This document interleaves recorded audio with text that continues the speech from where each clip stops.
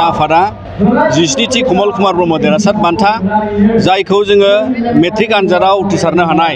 सेथि मासि आवग्रिनायजों लोगोसे बिथांमोना 10थि फारिलाइयाव मासि लानानै दिनै बावहाय 13सा फरायसाया दिनै बरायजादों आरो बेखौ लानानै जोङो दुलाय बर' फरायसा आफादा बिथांमोनखौ जोङो बेयाव मान बावदों आरो लोगोसे दिनै बे हाबाफारियाव 3,000नि बारा बेवहाय गुबुन गुबुन फरायसालिनिफ्राय क'क्राझार जिल्लानिफ्राय बेयाव बाहागो लादों आरो दिनै जोङो मिथिगौ जे दिनैनि जि टप 10आव बांसिन जौखोन्दो लानानै दिनै 2023नि जे मेट्रिक आनजादाव बर' बिजोंनिफ्राय बिथांमोना टप 10आव सायख'जानायाव जोंहा बांसिन नम्बर मोननो हादोंमोन जे 95 माने 33 बिथाङा जौखोन्दो लानानै उथ्रिसारनो हादों आरो बिदिनो गासै जोंनिया जोबथा जाय बिथाङा 10थि मासि आवग्रिदों बिथाङाबो 91.67 माने जौखोन्दो लानानै बिथाङा उथ्रिसारनो हादों आरो बेबायदिनो दिनै जोङो गासै जि दुलाराय आसाम नाङै जि बर' फरायसाफ्रा बर' बिजोङाव फरायनानै बावहाय देग्लायनि मेट्रिकआव उथ्रिसारनो हादों बिथांमोनाबो दिनै बयबो सोरबा फार्स्ट डिभिजन सोरबा सेकेन्ड डिभिजन सोरबा थार्ड डिभिजन पास जानानै दिनैहाय बर' बिजोंनि सोलोंथाइजोंहाय बिथांमोना जि जौखोन्दो गासै आसाम नाङैनो पास जानाय जौखोन्दोखौ मोजां मोनसे बाहागोआव लांनो हादों दा दिनै जों नुनो मोनो जे जोंनियावहाय 16,597 फरायसाया मेट्रिक आनजादाव होदोंमोन दा बेनि उनाव बिथांमोना उथ्रिसार जानो हानाया 13,953 फरायसाया मेट्रिक आनजादखौ उथ्रिसारनो हादों आरो बिनिनो गासै जौखोन्दोखौ जों नायोबा नुयो जे 84.07 जौखोन्दोआव गासै आसाम नाङै बर' बिजोङा मोनसे बेबादि माने मोजां पार्सेन्टेजाव पास जानानै जोङो जाफुंसार जानो हादों आरो बिनिखायनो दुलाय बर' फरायसा आफादा फोथायो जे दिनै आसाम नाङै जोंनि बर' बिजोंनि फरायसालिफोरनिफ्राय आरो फैबाय थानाय समाव साबसिननिफ्राय हामसिन रिजाल्ट खालामनो हाबावगोन बेखौ जों बिसास खालामो लोगोसे बिनि गेजेरजों जों बेखौनो खावलायनो लुबैयो जे आसाम नाङै जोंहा गोबां फरायसालिजों सोमोन्दो थानाय जेंनाफोर दङ जाय जेंनाखौ जों आसाम सरकारा समाधान खालामनानै होनांगौ जेरै L P school M E स्कुलनिफ्राय लानानै इउनिभार्सिटि लेभेलसिम जोंनियाव फोरोंगिरिनि आंखाल दङ दा बेखौ लानानै जोंनाव अंकनि फोरोंगिरि गैया बिगियाननि फोरोंगिरिनि आंखाल दङ फारसेथिंजाय L P school M E स्कुलावबो सिंगेल टिचार जिर' टिचार जोंनियाव दाबो फरायसालिफोर दं दा बिनिखायनो जों खावलायो बिटिआर सरकारजों लोगोसे आसाम सरकारा जाहाथे गासै बेबादि बर' बिजोंनि जि जेंनाफोर बेखौ बोस्रांनानै होनांगौ लोगोसे जों आरोबाव नुयो जे गोबां फरायसायानो दाबो गोबां भेन्सार हाई स्कुल बा स्कुलाव जोंनिया फरायगासिनो दङ दा बिनिखायनो जोङो मिजिंथि खालामनांगौनि थाखाय जिखिनि फारिलाइजों स्कुलनि कलेजनि आरो गासै बिथांमोना जि माखासे राहाफारि लानानै बे प्रभिन्सियेलाइजनि खामानि मावनांगौनि थाखाय जोङो दिनै आसाम सरकारखौ नारसिनो जाहाथे बिथांमोना थाबैनो जिखिनि कलेज आरो जिखिनि स्कुलफोरखौ प्रभिन्सियेलाइज खालामनानै होनांगौ बेखौ खालामोबा जों आरोबाव नुयो जे जोंनियाव आरोबाव बर' बिजोंनि फरायनाया साबसिननिफ्राय हामसिन मोनसे गुन गोनां सोलोंथाइनि मर्यादाखौ मोनगोन दा बेखायनो जोंनि गेजेराव दिनै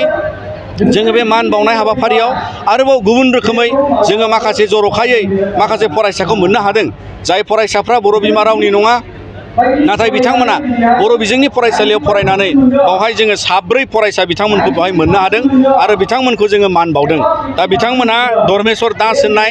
आरो बेजों लोगोसे सिजिता सरनिया आरो रसना मगर आरो चाम्पा लामा बिथांमोना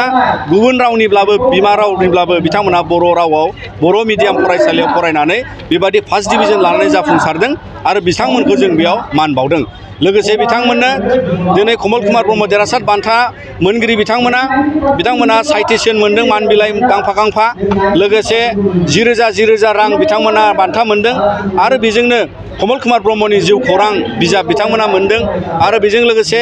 आर'नाइ थाबाय आरो बेबायदिनो बिथांमोननि थाखाय जोङो जोंनि एबसुजों सेबखांजानाय जिखिनि जोंनियाव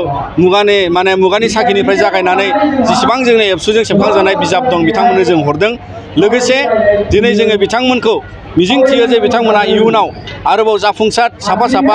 बर' सुबुं जानानै जोंनि माहारिखौ देरगाखांहोनो हागोन आरो बेबायदिनो जोंनो जाखांफुनाय फरायफुनाय गासै फरायसा बिथांमोनखौ खावलायो जे दुलाय बर' फरायसा आफादा अरायसम जोङो आदब आरो गुन गोनां सोलोंथाइनि जे मावथांखि लानानै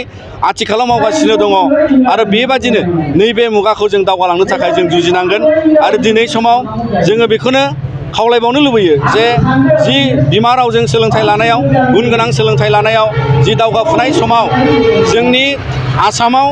मोनसे गिख्रंथाव पलिसियावहाय जोङो दिनै गाब्र'नायखौ माने नुनो मोन्दों आरो बेखायनो बर' थुनलाइ आफाद दुलाराय बर' फरायसा आफादा जोङो बेखौहाय प्रतिबाद खालामदों आरो बेखौहाय जोङो नेवसिदों जे क्लास 6निफ्राय 6 थाखोनिफ्राय बिगियान आरो जि अंकनि जे बिजाब बेखौ बिथांमोना बर' मिडियाम असमिया मिडियामाव इंराजि मिडियामनि बिजाब साफायनानै दैथायदों आरो बेखौ जोङो दिनै बादा खालामदों आरो लोगोसे जों खावलायदों जे सिगांनि जे बर' मिडियाम स्कुलनि अंकनि बिजाब बिगियाननि बिजाब बेखौ बिब्दिनो 6 थाखोनिफ्राय होफिननांगौनि थाखाय जोङो दाबि दैखांदों आरो बेखौ थाबैनो होनांगौ होननानै जोङो आरोबाव जों खावलायो मानोना गुन गोनां सोलोंथाइ लानानै दिनै जिबायदि जाफुंसार महर मोन्दों बिनि सायावनो जोंहा बिसास दं जे गासैबो नायनानैनो दिनै बेबादिसिम सफैदों आरो लोगोसेयै दिनै जोङो मिथिगौ जे आसाम हायार सेकेन्डारि एजुकेसन काउन्सिला नटिफिकेसन होबाय बर' बिजोङा हायार सेकेन्डारियाव इन्ट्रडाक्सन जाबाय आर्ट्स स्ट्रिमा जागोरबाय दा बेखौ जों बरायदों लोगोसे जों बेखौबो खावलायगोन जे दर्पणआव दा फरायसाफ्रा स्टुडेन्ट एनरलमेन्टनि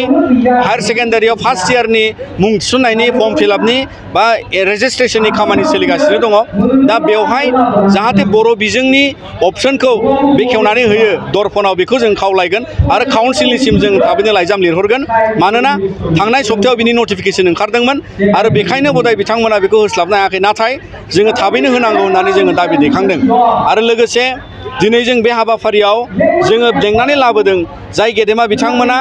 बर' बिजोंनि फरायनानै सोरबा डक्टर जाबाय जोंनि गेजेराव सोरबा जोंनि इन्जिनियार जाबाय दिनै जोंनि गेजेराव गोबां बेवहाय गेदेमा सुबुंफोर फैदों जाय बिथांमोना बर' बिजोंनि फरायनानै दिनै जाफुंसार साफा साफा सुबुं धोन जोंनि समाजाव जोंनि इन्डियायाव हादोर लेभेलाव बिथांमोना खामानि मावगासिनो दं बेनिखायनो जोङो दुलाराय बर' फरायसा आफादा अरायसम बर' बिमानि राव बर' बिजोंनि थाखाय जोङो जिखिनि पर्यायाव हाबा मावलांनांगौ खामानि मावलांनांगौ बेखौ जौगाखांहोनो थाखाय दुलाराय बर' फरायसा आफादा जों अरायसम खामानि मावलांगोन आरो बेबादिनो दिनैनि जे कमल कुमार देरहासार बान्था होनाय बेबादि आरोबाव इयुन समाव बायदि रोखोमै बर' बिजोंजों सोमोन्दो थानाय हाबाफारिखौ जों लालांबाय थागोन आरो जोंनि आदब आरो गुन गोनां सोलोंथाइ हाबाफारियाबो जोङो जोबरोङै बेखौहाय जों खामानि मावलांबाय थागोन जोङो दासिम जोंनियावहाय जिखिनि पास पार्सेन्टेज जोङो जि टटेल पास पार्सेन्टेजखौ दहाय बुंबाय बिनि गेजेराव जोङो गासैबो स्टुडेन्टखौ दासिम जोङो मोनसे हिसाब लागासिनो दङ जे जोंनियाव बे पास जानायनि खिनिनिफ्राय बेसेबाङा हिन्जावसाफोर दं बेसेबां हौवासाफोर दं दासिम जोङो बिनि डेटाखौ खालामजोबनो हायाखै मानोना जोंनियाव 13,953 फरायसाया उथ्रिसारनो हाबाय बिनि गासै फारिलाइखौ दा जोङो डेटाबेसाव सोगासिनो दङ आरो बेबायदिनो जों बिनि पार्सेन्टेजखौ जों होनो हागोन नाथाय थुलमुलै जोङो नुनो मोन्दों जे देग्लायनि फार्स्ट डिभिजनाव जोङो जेखौ मोन्दों फरायसाफोरनि जे फार्स्ट पार्सेन्टेजाव हिन्जावसा आरो हौवासा फरायसाफोरनि गेजेराव फ्राय दा देग्लाय बोसोरनिया माने समानफ्रामैहाय जोंनि जि माने फार्स्ट डिभिजन मोननायफ्रा बेबायदि मोनसे लेभेलाव जों मोननो हादों दा बेखायनो जों बयखौबो बे कम्पिटिसनाव दावगालांनो थाखाय जों खावलायो मानोना नैबे मुलुगाव नैबे मुगाया आथिखाल जुगा गुन गोनां सोलोंथाइजों लोगोसे आदब आरो माने हाबा रोंनाय खामानि रोंनाय जों फरायसा आरो सुबुं जानानै जों दावगालांनांगौ 2023-24 सोलोंथाइ बोसोरनि थाखाय क'क्राझारनि दतमायाव थानाय सेन्ट फ्रान्सिस जेभियार एइचएस स्कुला नोंथांमोननो लानानै फैदों गोदान मुं थिसननाय दतमानि बोरसिजरा गामियाव थानाय सेन्ट फ्रान्सिस जेभियार एइचएस स्कुलाव दायो आर्ट्स स्ट्रिमाव 11 थाखोनि थाखाय गोदान मुं थिसननाया सोलिगासिनो बोसोरै फरायसाफोरा मोजां जौखोन्दो लानानै उथ्रिसारनो हानाय बायदिनो बे फरायसालियाव नोंथाङाबो गुनगोनां सोलोंथाइखौ लानो हागोन लोगोसेयैनो बे फरायसालियाव सोलोंथाइनि मोजां थासारिखौ बिथा खालामनानै हौवासा आरो हिन्जावसानि थाखाय आलादा हस्टेलनि खाबुबो दं गोसो गोनां बिजाथि एबा फरायसाफोरा आर्ट्स स्ट्रिमाव 11 थाखोनि थाखाय मुंखौ सेन्ट फ्रान्सिस जेभियार एइचएस स्कुलाव थिसननो हागोन